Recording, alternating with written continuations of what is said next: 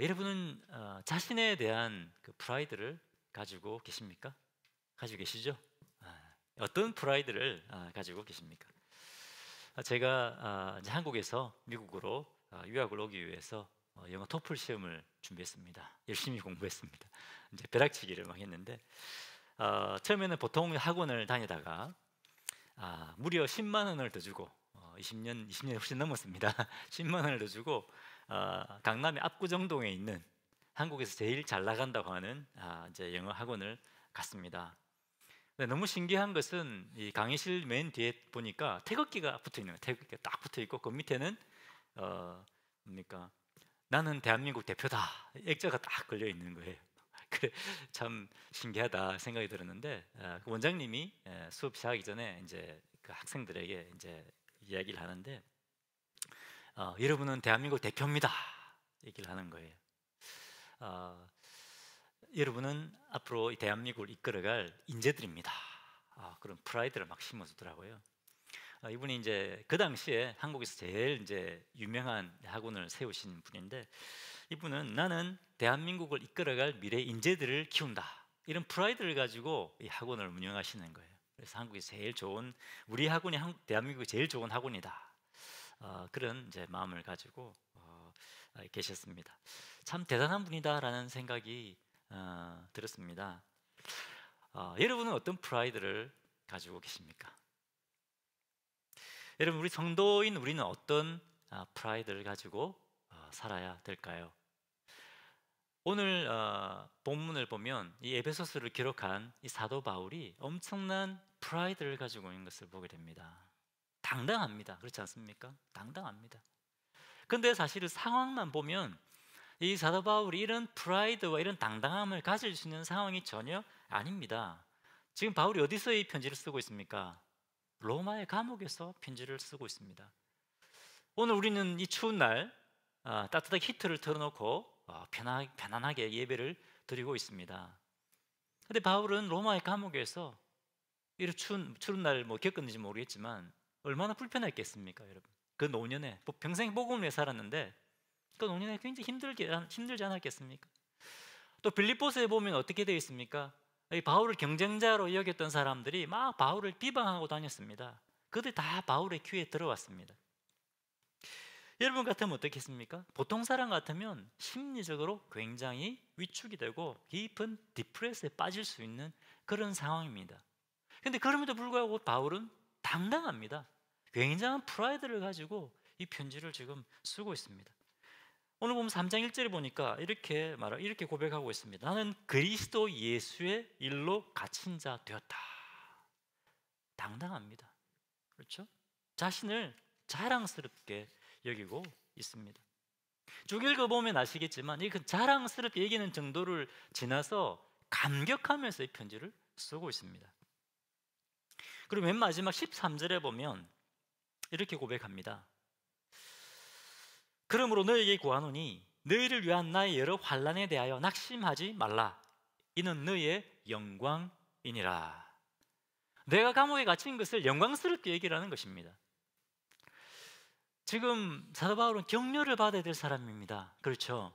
그런데 격려를 받아야 될 사람이 오히려 편지를 쓰면서 사람들을 격려하고 있습니다. 내가 갇힌 것을 부끄럽게 여기지 말아라. 이것은 너에게 영광이다. 영광스럽게 여기라. 그죠? 자신이 복음 때문에 감옥에 갇힌 것을, 복음 때문에 고난받고 있는 것을, 복음 때문에 비난당하고 있는 것을 영광으로 여기고 있는 겁니다. 여러분 도대체 사도 바울에게 어떻게 이런 당당함이, 이런 프라이드가 생길 수 있을까요? 이것은 사도 바울이 세상에서 얻을 수 있는 것이 아니라 거룩한 프라이드를 가지고 있었기 때문에 가능했던 것입니다. 여러분 거룩하다는 말이 무슨 말입니까? 거룩하다는 것은 구별됐다는 말입니다. 거룩하다는 말은 세상과는 차원이 다르다 이런 말입니다. 사도 바울은 세상과는 차원이 다른 프라이드를 가지고 있었습니다. 거룩한 프라이드를 가지고 있었다는 겁니다. 그런데 여러분 우리 성도들도 이런 거룩한 프라이드를 가질 수 있습니다. 어떻게 우리 성도들이 이 바울처럼 이런 거룩한 프라이드를 가지고 살 수 있을까요?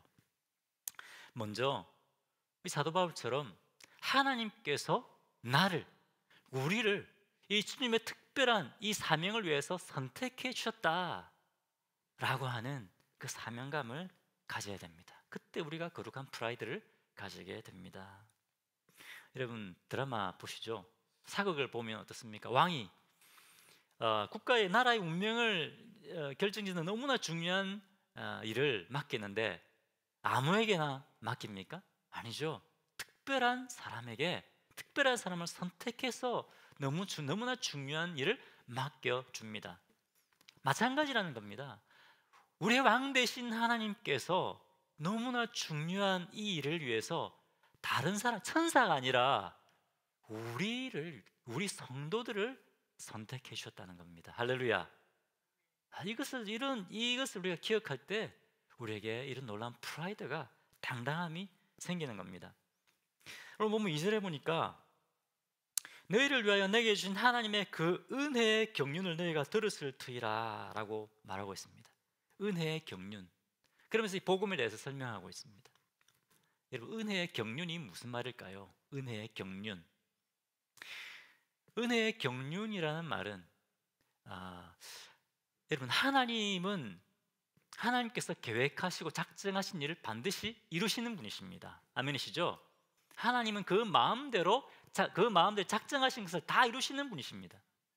여기서 하나님의 경륜이라고 하는 것은 하나님께서 작정하시고 계획하신 것을 이루어 가시는 하나님의 방식을 말합니다. 하나님의 방법, 하나님의 경영, 이런 것을 은혜의 경륜이라고 말합니다. 그런데 4절에 보니까 이것을, 이 하나님의 경륜을 그리스도의 비밀이다, 또 이렇게 표현하고 있습니다. 근데 여러분, 이것은 비밀이다, 한글 성경으로 비밀로 번역을 했는데 secret이 아니고요, mystery라는, mystery, 헬라어로 mysterion, 이것은 뭡니까? 신비라는 말입니다. 그래서 그리스도의 비밀이라고 번역하기보다는 그리스도의 신비라고 번역하는 것이 더 나을 수 있습니다. 신비롭다는 말이 어떤 말입니까? 도저히 이해가 안 돼, 상상이 안 되는 일이다.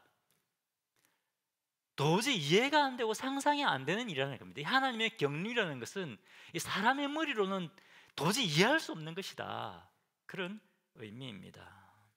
왜 이 하나님의 계획이, 왜 하나님의 작정이 도저히 사람이 이해하고 상상할 수 없는 일이었을까요? 본 6절을 보겠습니다. 이는 이방인들이 복음으로 말미암아 그리스도 안에서 함께 상속자가 되고 함께 지체가 되고 함께 약속에 참여하는 자가 됨이라. 여러분, 이 말씀을 자세히 한번 보십시오.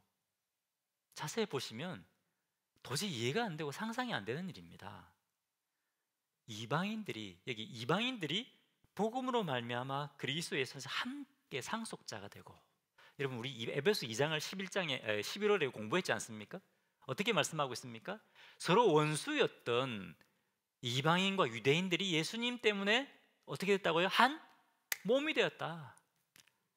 하나님을 한 아버지라 부르는 한 가족이 되었다. 여기서는 하나님의 함께 상속자가 되었다고 말씀하고 있습니다. 에베소 2장에 보면 우리를 예수님과 함께 어디에 앉히셨다고요? 하늘에 앉히셨다. 예수님과 함께 앉혀주셨다. 뭡니까? 우리의 지위를 하나님의 자녀가 되게 하신 겁니다. 하나님 나라의 왕자와 공주로 우리를 삼으셨다는 겁니다. 여러분, 이해가 안 되는 거 아닙니까? 이게 서로 원수였던 이방인과 유대인들이 한 교회가 되어서 서로를 섬기게 하신다? 이것도 사실은 이해가 안 되는 겁니다. 상상이 안 되는 겁니다. 유대인들에게는 상상도 안 되는 일입니다. 왜? 밥도 같이 안 먹는데. 그렇지 않습니까? 밥도 같이 안 먹는 사람들이 한 가족이 된다는 겁니다. 그것도 죄인들이 그냥 구원해 주신 것만도 감사한데 천국을 유혹으로 받는 하나님의 상속자들이 되게 하신다. 이거는 말이 안 되는 것입니다. 이런 일을 하나님께서 계획하시고 이루신다는 겁니다. 여러분, 우리 서로 남남 아니었습니까?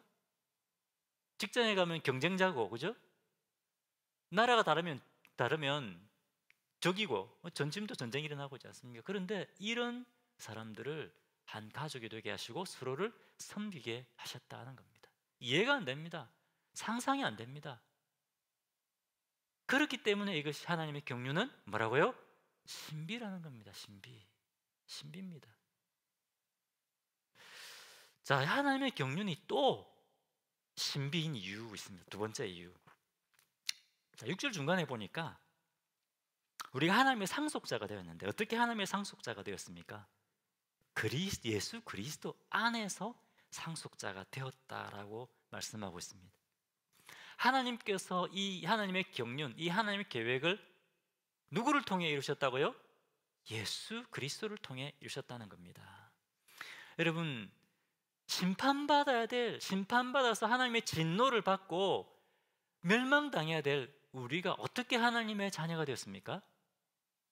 예수 그리스도의 십자가의 죽으심과 부활을 통해서 죽어 마땅하던 우리가 하나님의 자녀가 되고 상속자가 된 겁니다. 여러분, 십자가는 이 당시에 사람을 잡아 죽이는 사람을 가장 잔혹하게 죽이는 형벌 중에 하나였습니다. 그런데 여러분, 성부 하나님이 하나밖에 없는 독생자 예수님을 이 십자가에 못 박혀 죽도록 내어 주셨다는 겁니다. 이해가 되십니까? 자기 아들을 내어 주신 겁니다. 그렇기 때문에 이것은 사탄뿐만 아니라 천사들도 상상할 수 없었던 일이라고 이렇게 말씀하고 있습니다. 사탄도 기대하지 못했고 천사들조차도 설마 성부 하나님이 자기 하나밖에 없는 독생자를 십자가에 못 박혀 죽이실까 생각도 못했다는 겁니다. 그런데 하나님께서 그 일을 행하신 겁니다. 이것이 미스터리입니다. 미스터리. 이해할 수 없는 놀라운 신비라는 겁니다. 여러분, 이해가 되십니까? 상상할 수 없는 일입니다. 자, 또 세 번째, 왜 이것이 미스터리냐? 왜 신비냐?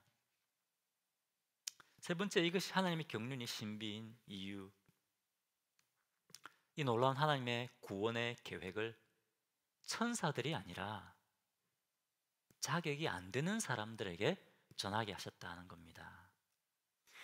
여러분, 이 에베소서를 기록하고 있는 사도 바울은 예수 믿기 전에 어떤 사람이었습니까? 성도들을 잡아서 죽이는 사람이었습니다. 잡아서 감옥에 가두고 때리고 심지어 스데반을 죽이기까지 한 사람입니다. 죽어 마땅한 사람 아닙니까? 그죠? 도저히 구원받을 자격이 없는 사람입니다.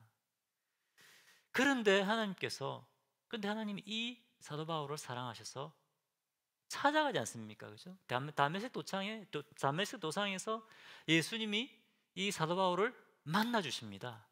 그렇죠?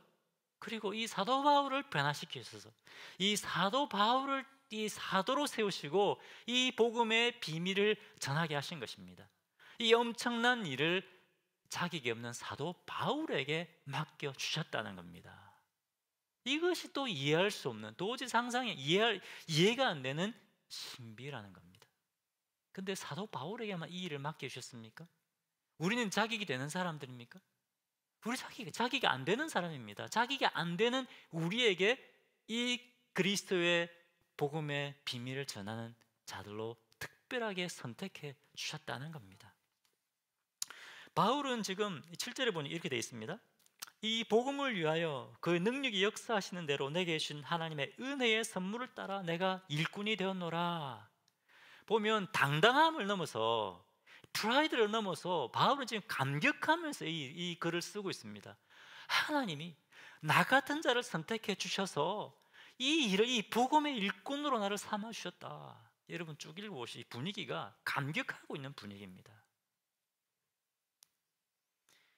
그래서 바울은 이런 당당함과 프라이드를 가지고 있었다는 겁니다. 근데 여러분, 이 놀라운 하나님의 구원의 비밀의 경륜을 사도 바울에게만 맡겨주신 것이 아닙니다. 우리에게 맡겨주셨습니다. 우리 교회 공동체에 맡겨주셨다는 겁니다. 10절 보겠습니다. 10절.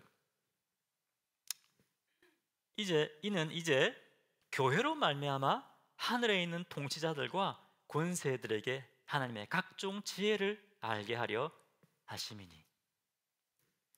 무엇을 통해서 이 하나님의 놀라운 구원의 지혜를 드러내신다고요? 교회를 통해서, 우리 교회 공동체를 통해서 이 비밀을 드러낸다는 겁니다. 이 땅에 있는 사람들에게 뿐만 아니라 누구에게까지요? 하늘에 있는 통치자들과 권세자들에게까지. 이것은 누구를 말하냐면 영적인 존재를 말합니다. 천사들뿐만 아니라 사탄과 악한 영들에게까지 교회를 통해서 하나님의 놀라운 주님의 놀라운 구원의 지식을 전하게 하셨다라는 것입니다. 할렐루야. 이 일을 우리 교회 공동체에 맡겨 주셨다는 겁니다. 여러분, 그렇기 때문에 사도 바울이 가졌던 이 거룩한 프라이드를 우리도 가질 수 있는 겁니다. 할렐루야. 교회가 커야 이런 프라이드를 가질 수 있는 것이 아닙니다. 우리 교회 작습니다. 그죠? 하지만 우리가 프라이드를 가질 수 있는 것은 우리 주님이 우리에게 이 사명을 주셨기 때문에 그렇습니다. 교회가 얼마나 크냐, 얼마나 많은 사람들이 모이냐보다 더 중요한 것은 우리 성도들이 이 사명을 붙들고 사느냐, 그것이 중요합니다. 할렐루야. 여러분, 이 사명을 붙드시고 이 사도 바울이 가지고 이 당당함과 거룩한 프라이드를 가지고 세상을 향해 사시기를 바랍니다. 자, 두 번째, 우리가 이 거룩한 프라이드를 가지고 살기 위해서는 하나님께서 우리에게 맡겨주신 이 복음의 능력을 우리가 믿어야 합니다. 여러분, 하나님께서 우리에게 맡겨주신 이 복음에는 능력이 있습니다.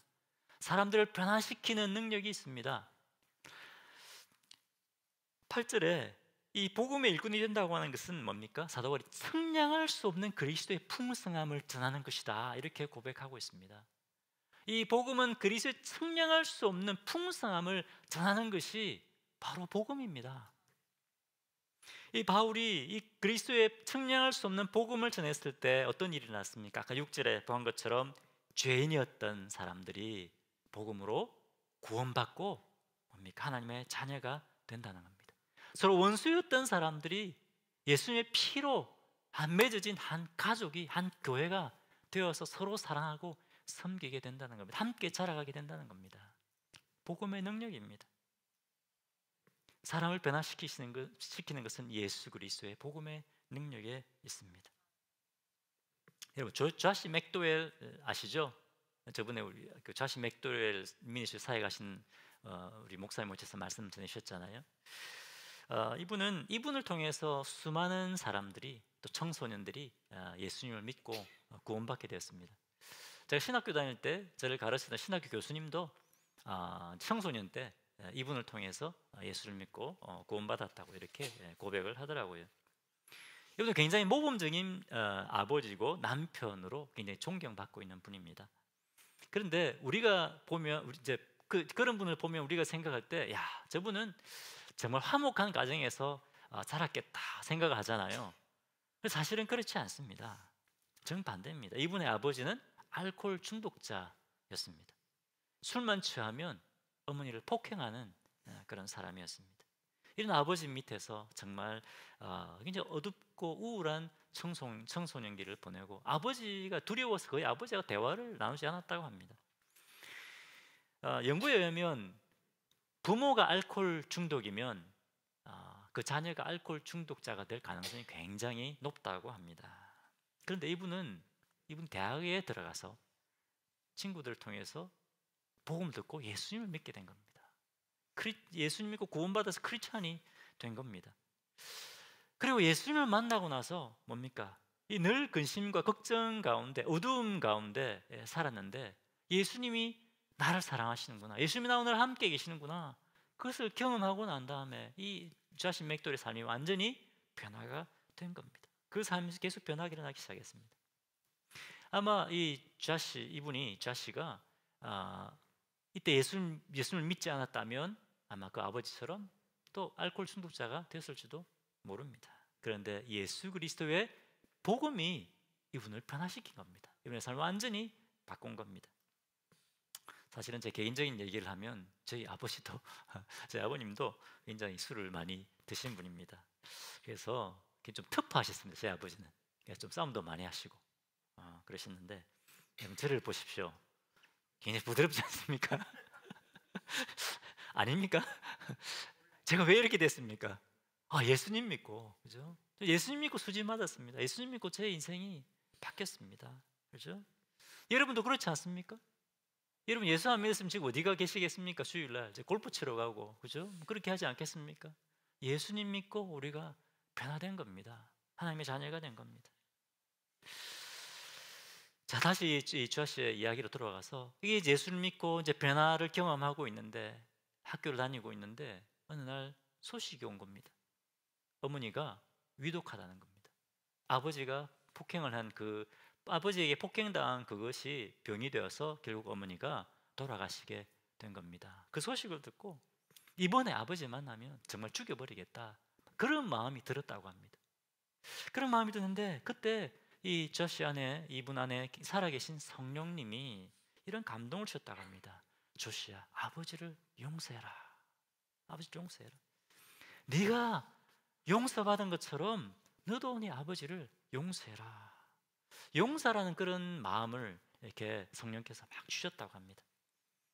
그래서 이제 너무나 힘들었지만 이제 무사히 장례식을 드렸다고 합니다. 그때 장례 예배를 장례식을 이제 마쳤는데, 그때 아버지가 조씨에게 다가와서 이렇게 말했다고 합니다. 조씨야, 나는 네가 나를 절대로 용서하지 않을 줄 알았다. 근데 어떻게 네가 나를 이렇게 용서할 수 있니?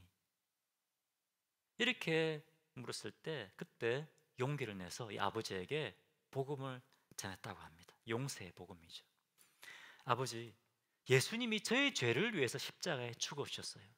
예수님이 저의 죄를 용서해 주시고 저를 하나님의 자녀가 되게 주셨어요. 저를 용서하신 예수님은 아버지도 용서할 수 있어요. 이 예수님을 믿으세요. 이렇게 복음을 전했다고 하는 겁니다. 아버지는 평소에 막 예수쟁이들 막 욕하고 다니고 절대 예수 믿을 것 같지 않은 분이었다는 겁니다. 근데 이 복음을 듣고 이 아버지가 예수님을 믿고 이제 크리스찬이 되었다는 겁니다. 그때부터 아버지가 술을 끊고 알코올 중독으로부터 이제 해방되셨다는 겁니다. 그리고 새로운 인생을 살기 시작하고 예수님을 닮아가기 시작했습니다.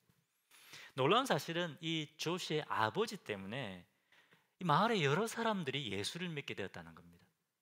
저 술주정뱅이, 저 사람이 예수 믿고 변화됐다면 나도 예수를 믿어봐야 되겠다. 그런 사람들이 생겨서 이런 사람들이 예수를 믿고 구원받게 되었다는 겁니다. 사탄의 죄와 죽음의 권세로부터 자유케 된 겁니다. 여러분, 이렇게 복음에는 능력이 있습니다. 복음이 저를 구원했습니다. 저도 저희 집에 부채가 너무 굉장히 많았습니다. 부모님 굉장히 힘들게 살았습니다. 늘 근심 걱정 가운데 살았습니다. 어떻게 하면 어떻게 하면 공부해서 성공해서 이 빚으로부터 좀 자유함을 받을 수 있을까? 우리 가정이 좀 가난으로부터 좀 해방될 수 있을까? 늘 그런 마음을 가지고 살았습니다. 예수 믿고 제 삶이 완전히 바뀌었습니다. 주님이 나와 함께 하시는구나. 주님이 나를 붙들고 계시는구나. 저의 마음에 안정감과 평화가 찾아왔습니다. 여러분도 그렇지 않습니까? 다 저희들 상황은 다르지만 예수님 믿고 우리의 삶이 바뀐 거 아닙니까? 이렇게 예수 그리스도의 복음이 능력이 있는 겁니다. 여러분, 우리는 이 능력 있는 예수 그리스도의 복음을 맡은 자들입니다. 그렇기 때문에 우리는 거룩한 프라이드를 가질 수 있는 겁니다. 할렐루야. 아멘이십니까? 옆에 계신 분들 축복하십시오. 우리는 능력의 복음을 맡은 자들입니다. 우리는 능력의 복음을 맡은 자들입니다. 그렇기 때문에 여러분, 우리는 이 복음의 우선순위를 가지고 살아야 합니다. 복음의 우선순위를 가지고 살 때 우리가 당당하고 거룩한 프라이드를 가지고 살 수 있는 것입니다. 잠시 한번 생각해 보십시오. 나는 지금 무엇에 우선순위를 두고 살아가고 있는가? 무엇이 내 인생을 지금 끌어가고 있는가? 나는 정말 하나님께서 나에게 맡기신 이 능력의 복음, 너무나 중요한, 너무나 소중한 이 복음을 위해 살아가고 있는가? 무엇을 내가 중요하게 여기고 살고 있는가 한번 돌아와 보시기를 바랍니다. 제가 일본에 사역할 때 제가 말씀드린 것처럼 뉴홉이라는 교회 사역했습니다. 뉴홉 오사카 사역을 했는데, 뉴홉 교회는 계속해서 교회를 막 개척하는 교회입니다. 그래서 오키나와에 저희가 이제 뉴홉 교회를 개척하는데, 목사님 저희는 교회를 개척할 때 이제 목사 혼자 가서 개척하는 것이 아니라 팀이 함께 가서 교회를 개척합니다. 오키나와, 여러분 아십니까? 오키나와 일본 제일 밑에 있는 곳입니다. 목사님이 교회를 가는데 몇 가정이 함께 가는 거예요. 이 사람들이 오키나와에 발령이 나서 가는 것이 아니라 자기 직장을 그만두고 오키나와에 직장을 구하고 복음 때문에 목사님과 함께 가는 겁니다. 무엇이 이 사람들하고 이렇게 만들었을까요? 복음입니다. 복음. 복음 때문에 이렇게 하는 겁니다. 그래서 제가 미국에 가보니까 버클랜드 침례교회가 있더라고요. 저기 캘리포니아에 버클랜드 침례교회가 있는데 거기도 똑같이 해요. 지금 미국 11개의 교회를 개척했거든요. 버클랜드 그 2세들 교회, 1세들도 아니고 2세들입니다. 2세들 교회인데 11개의 교회를 개척했는데, 저기 보스턴에 교회를 개척할 때 목사님이 가시니까 그 성도들이 직장을 옮기는 거예요. 이 사람들 다 명문대에 나온 사람들이에요. 자기 직장 그만두고 직장 옮기는 거예요. 11개의 교회를 그렇게 해서 개척했습니다.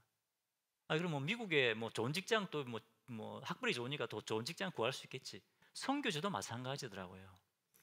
선교사를 파송하는데 선교사만 가는 것이 아니라 그 교회 멤버들 가운데 함께 선교를 하고 싶은 분들이 자기 직장을 그만두고 선교지로 같이 가는 거예요. 물론 그곳에서 이제 직장을 구하는 거죠. 그 사람들이 망했느냐? 망하지 않더라고요. 하나님께서 이 사람을 통해 이 사람들을 통해 강력하게 일하고 역사하시더라고요. 그럼 제가 뭐 여러분 직장 다 그만두십시오 이런 말 하는 것이 아닙니다. 무엇을 우리의 삶의 우선순위로 두고 살아가느냐, 정말 주님이 우리에게 맡겨주신 이 복음의 사명을 붙들고 살고 있느냐, 그것을 우리가 돌아봐야 된다는 것입니다. 여러분, 하나님께서 우리에게 보내주신 곳이 우리의 사역지입니다. 그렇죠? 아멘이시죠? 그냥 우리 먹고 살라고 직장을 주신 것이 아닙니다. 우리로 하여금 복음의 사명을 감당하라고 우리에게 직장도 주시고 우리의 삶의 터전을 주신 것입니다. 복음의 우선순위를 가지고 우리가 살아야 되겠습니다. 여러분, 무엇을 향해 나가고 있습니까? 우리 교회는 무엇을 위해 지금 달려나가고 있을까요? 내가 은혜 받는 것? 내가 영적으로 만족하는 것? 그것을 위해서 우리가 매번 모여서 예배 드릴까요? 여러분, 우리 교회, 하나님께서 우리 교회에 사명과 비전을 주셨습니다. 무엇입니까? 세대와 인종을 다 함께 예수 제자 삼는 교회입니다. 우리 주님이 천국으로 가시기 전에 우리에게 말씀하셨지 않습니까? 모든 민족으로 제자를 삼아라. 이것이 우리의 사명, 우리의 비전입니다. 여러분, 우리가 이 거룩한 프라이드를 가지고 우리가 살 수 있는 비결은 바로 주님이 주신 이 사명과 주님이 주신 이 복음 사명을 붙들고 살아갈 때 세상을 향한 당당함이 생기고, 그리고 우리에게 놀라운 프라이드가 생기는 겁니다. 몇 년 전에 브라질에서 월드컵이 있었습니다. 그때 경기를 앞두고, 이것이 아마 개막전인지 제가 잘 모르겠지만 국가가 울려 퍼지지 않습니까? 그런데 한 선수가 막 우는 거예요. 전 세계의 사람들이 TV로 보고 있는데, 저 선수가 왜 경기를 앞두고 울까? 사람들은 사랑하는 사람이 갑자기 사고가 났거나 병이 들었나 보다. 근데 월드컵 너무 중요한 경기니까 너무 슬프지만 어쩔 수 없이 경기를 하는가 보다. 여러 가지 추측을 한 것 같습니다. 근데 시합이 이제 끝이 나고 인터뷰를 했습니다. 왜 시합하기 전에 그렇게 울었습니까? 눈물을 흘렸습니까? 그러니까 왜 그랬을까요? 수많은 사람들 가운데 수많은 축구 선수들이 있는데 그 중에 내가 우리나라의 대표로 뽑혀서 이 월드컵 경기에 뛸 수 있는 것이 너무 이렇게 자랑스럽고 너무 기뻐서 너무 감격해서 눈물을 흘렸습니다. 그렇게 고백을 했다고 합니다. 여러분, 우리는 어떤 프라이드를 가지고 있습니까? 우리는 하나님 나라의 대표입니다. 아멘이십니까? 하나님께서 천사들이 아니고 천사들도 몰랐다는 거예요. 천사들이 아니라 하나님께서 우리 성도들을 선택하셔서 죽은 영혼을 살리고 하나님 백성 되게 하는 이 복음의 비밀을 전하게 하셨습니다. 할렐루야. 여러분, 이 프라이드를 가지고 사시기를 바랍니다.